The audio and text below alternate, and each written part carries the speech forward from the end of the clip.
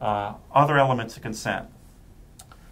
We have to have a paragraph or two that speaks to the issue of risk and benefit. So can you chat about, can you think back to what you wrote in potential risk? Not verbatim, but I can give a general.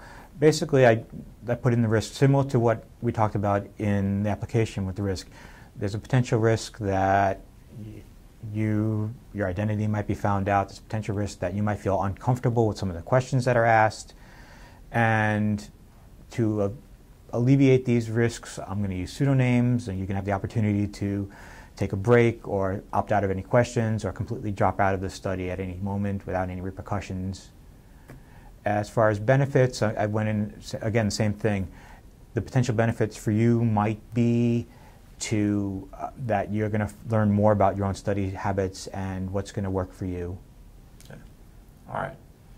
So he's not going to go overboard on overstating or understating the risk, and he's not the same way. He's not going to overstate or understate the potential benefits. You want to balance. If you're worried or concerned about, am I identifying, am I really nailing what the potential risks are and potential benefits is, I would highly recommend that you get a third-party view. As a researcher, you're very close to your study. Right. You're immersed in it, and sometimes it's a forest through the trees issue. You don't see things.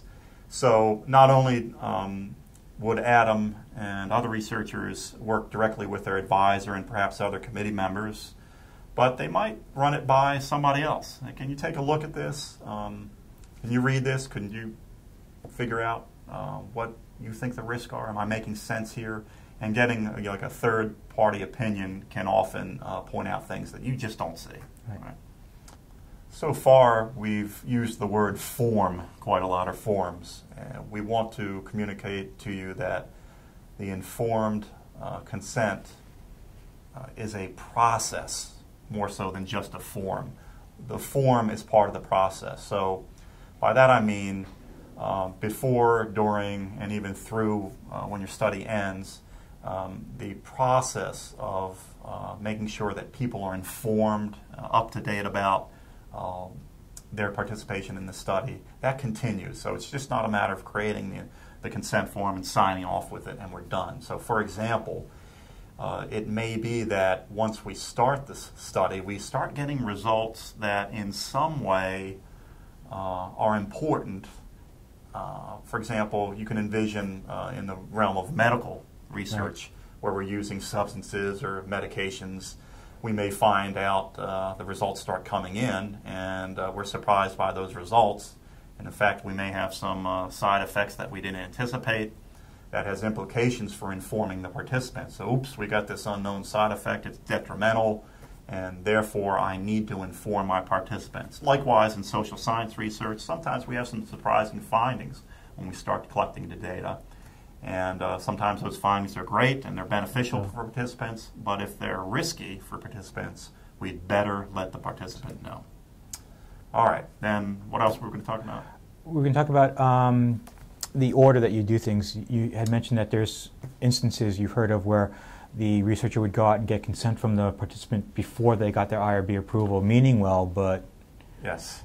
In fact, I had an advisee who was just about to do that. They'd created a consent form, very well intended, and they worked in a system like many of you do. In this case, it's the Department of Education, the DOE, the public schools.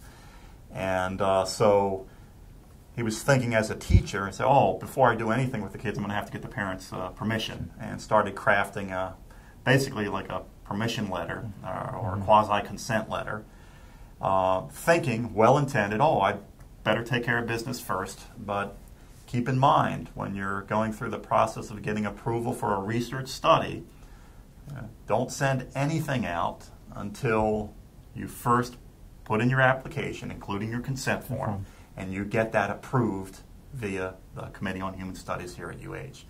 Once you've gotten it approved, then you can move on sending out consent forms.